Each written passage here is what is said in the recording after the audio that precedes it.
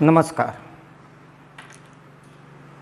कालांतर में हमारे देश में एक कला चलती थी, कठपुतली कला,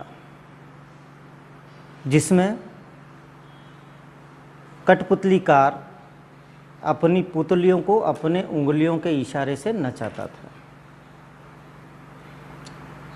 चूँकि हम उस युग में पुनः वापस बढ़ रहे हैं अपनी संस्कृति के नाम से, अपनी आख्याकियाओं के नाम से, तो लोकतंत्र की जननी कहा जाने वाला हमारा भारत देश लोकतंत्र के मापदंड के आयामों को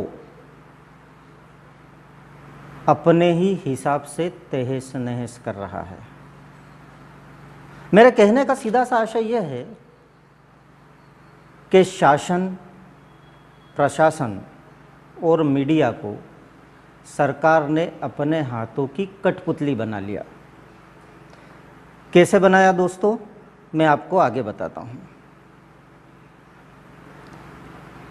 खबरें वही चलती है जो सरकार चाहती है, हम वही देख सकते हैं जो सरकार चाहती है, हम वही सुन सकते हैं जो सरकार चाहती है। सरकार के दिगर यदि हमने देखने, सुनने और समझने का प्रयत्न किया तो ईडी और सीबीआई का भूत हमारे समीप आ जाता है। क्या मौलिक अधिकारों के स्वतंत्रता का अधिकार जो प्रत्येक नागरिक को मिला हुआ है, उसका पूरा फायदा भारत की आम जनता को मिल रहा है? नहीं। हम झूठ को देख रहे हैं, झूठ को समझ रहे हैं और उसी के ऊपर अपने संपूर्ण जीवन का और संपूर्ण देश का भविष्य हम दांव पर लगा चुके हैं। कैसे? वर्तमान में प्रमुख खबरें क्या होनी चाहिए थी और हम क्या देख रहे हैं और क्या चला रहे हैं, और शासन और प्रशासन इनको किस स्थिति में अपनी ओर से इन घटनाओं की पुनरावृत्ति न हो उसके लिए क्या सक्षम प्रयास कर रहा है? क्या हमने कभी यह जानने या समझने का प्रयत्न किया? नहीं किया। वर्तमान में एक दुर्दांत अपराधी को 3 दुर्दांत अपराधियों ने मार दिया। हमारे देश की समस्त मीडिया 3 दिन से उसी के गुण गा रही है, जबकि प्रमुख खबरों में होना यह था कि जम्मू कश्मीर के पूर्व राज्यपाल सत्यपाल मलिक ने द वायर को दिए गए इंटरव्यू में पुलवामा हमले को लेकर जो सनसनीखेज रहस्योद्घाटन किए हैं उनकी चर्चा होनी थी, परंतु उसकी चर्चा में सरकार सीधे सीधे दोषी मानी जा रही थी और दोष के अंतर्गत आ रही थी। इसलिए उस खबर को किसी भी प्रमुख न्यूज़ चैनल या समाचार पत्र ने प्रमुखता से नहीं उठाया।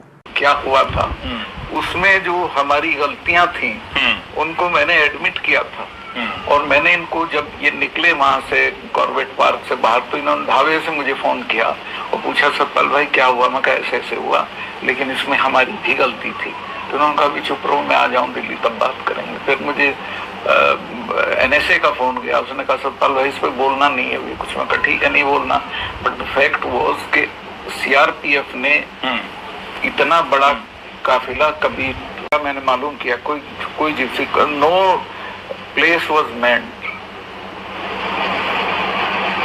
तो इसका पुलवामा के पूरे मामले की जांच होनी चाहिए थी कि क्यों 900 लोग सड़क से जा रहे थे, जबकि इनका प्रोटोकॉल है सब फोर्सेस का कि वो एक साथ सड़क से इतनी नफरी को लेकर नहीं चलते हैं।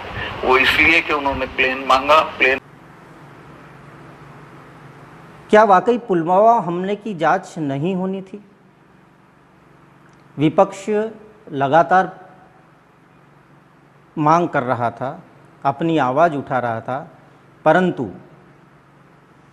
जैसा कि देखा जा रहा है गंभीर मुद्दों पर सरकार मौन रहती है या सरकार के मुखिया मौन रहते हैं।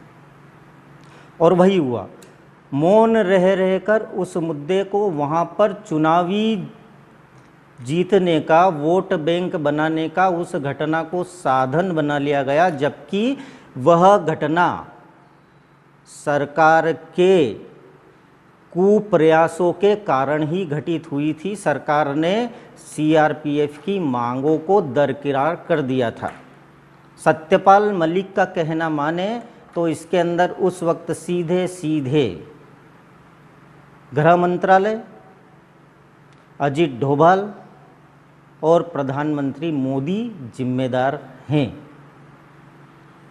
तो यह थी प्रमुख खबर। दूसरी प्रमुख खबर बना ली गई कर्नाटक के चुनाव। चुनावी रणनीति में सरकार कितनी डूबी हुई है यह हम कोरोना काल से अभी तक देखते आए हैं। आज की वर्तमान स्थिति पर हम नज़र डालें तो सरकार के पास मुद्दे क्या हैं, वही हैं जो उसने दिखाए हैं। वास्तविकता उनमें कुछ भी नहीं है। एक छोटा सा उदाहरण मैं देता हूँ। मुद्रा लोन, जिसको प्रधानमंत्री ने बड़ा चढ़ाकर प्रस्तुत किया देश की जनता के सामने, उस मुद्रा लोन की हकीकत क्या है?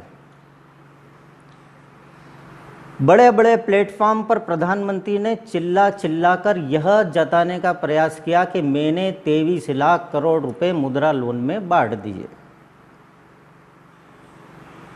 जब उस बयान के आगे बढ़ते हैं तो 23 लाख करोड़ रुपए अवश्य बांटे गए हैं, पर कितने लोगों के मध्य? 45 करोड़ लोगों के मध्य बांटे गए हैं। यानी पर व्यक्ति अगर उसमें देखा जाए तो 55 से 57 हज़ार रुपये पर व्यक्ति को मिले हैं। ऐसे वक्त जहां एमएसएमई दम तोड़ रही है, पिछले 3 वर्षों में 350 से ज़्यादा एमएसएमई खत्म हो चुकी है। एमएसएमई यानी करोड़ रुपए का इन्वेस्ट जिस कंपनी में किया गया है वह कंपनियां बंद हो चुकी है। ऐसे में 55 या 57 हज़ार रुपये लेकर एक व्यक्ति क्या अपना व्यापार कर सकता है? खबर यह होनी थी। परंतु देश के 18 मंत्री सरकार यानी बीजेपी शासित राज्यों के मुख्यमंत्री कहाँ लगेंगे? चुनावी रैलियों में लगेंगे। क्या वाकई देश की चिंता है? क्या वाकई हम देश को सुधारना चाहते हैं? इस बात की जीवटता न सरकारी बयानों में दिखती है, न सरकार की कार्यप्रणाली में दिखती है। हम चाहे जितना भी सीना ठोक कर कहें, प्रधानमंत्री जी चाहे जितना भी सीना ठोक कर कहे कि भारत लोकतंत्र की जननी है, परंतु भारत लोकतंत्र की जननी था। वर्तमान की जो शासन प्रणाली है, सरकार की कार्य प्रणाली है, वह कहीं से भी लोकतांत्रिक नहीं लगती। विपक्ष के एक प्रमुख नेता अडानी मामले पर सरकार से जवाब मांगते हैं तो उनके ऊपर वर्षों पुराना मानहानि के केस का निर्णय अचानक से आ जाता है और तत्काल सांसद से उनकी सदस्यता को समाप्त कर दिया जाता है। और इतना ही नहीं, इतनी शीघ्रता में उनके बंगले को खाली करवाने का निर्णय लिया जाता है कि जिससे लगता है कि सरकार वाकई में काफ़ी तीव्र गति से कार्य करती है। परंतु सरकार तीव्र गति से वहाँ कार्य करती है जहाँ सरकार के ऊपर उंगली उठाई जाती है या प्रश्न पूछा जाता है। परंतु विकास के कार्यों में यदि सरकार ने यह तीव्र गति बताई होती तो आज वाकई देश आर्थिक मोर्चों पर, सामाजिक मोर्चों पर सुदृढ़ होता और विश्व के बड़े देशों की सूची में शामिल होता, उनके साथ कंधे से कंधा मिलाकर खड़ा होता। परंतु बदले की राजनीति ने लोकतंत्र का खात्मा किया, खबरों का खात्मा किया। हम सच्ची खबरें नहीं देख सकते हैं और यही सच्ची खबरें हम आपको निरंतर बताते रहेंगे, उन चीज़ों पर से पर्दा हटाते रहेंगे जिनको दबाया गया है।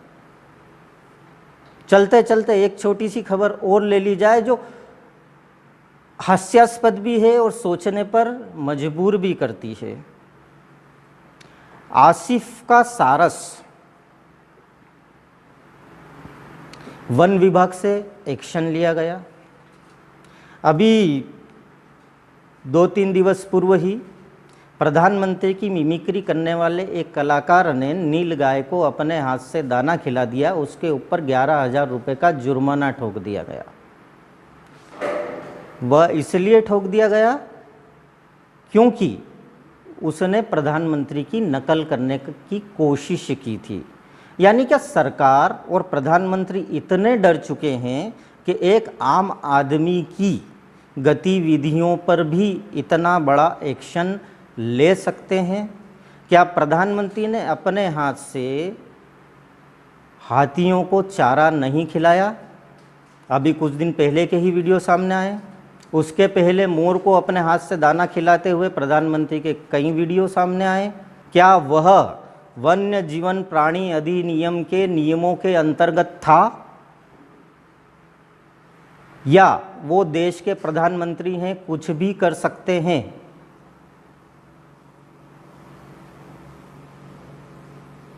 क्या वाकई हम सच देख रहे हैं या सरकार के प्रायोजित कार्यक्रम हम देख रहे हैं या सरकार की प्रायोजित न्यूज़ को हम पढ़ रहे हैं? एक स्वतंत्र व्यक्तित्व वह होता है जो अपनी समझ से देख सके, समझ सके और सुन सके और अपनी पसंद का देखे, अपनी पसंद का सुने और अपनी पसंद का समझे। सरकार यदि अनावश्यक दबाव हम पर बना रही है कि हम वहीं देखें, वहीं सुने, वहीं समझें, तो आम नागरिक का कर्तव्य है, मीडिया का कर्तव्य है कि वो सामने आए और इसके विरुद्ध आवाज़ भी उठाए। तभी हम वाकई कह सकेंगे कि हाँ, भारत लोकतंत्र की जननी है। धन्यवाद दोस्तों।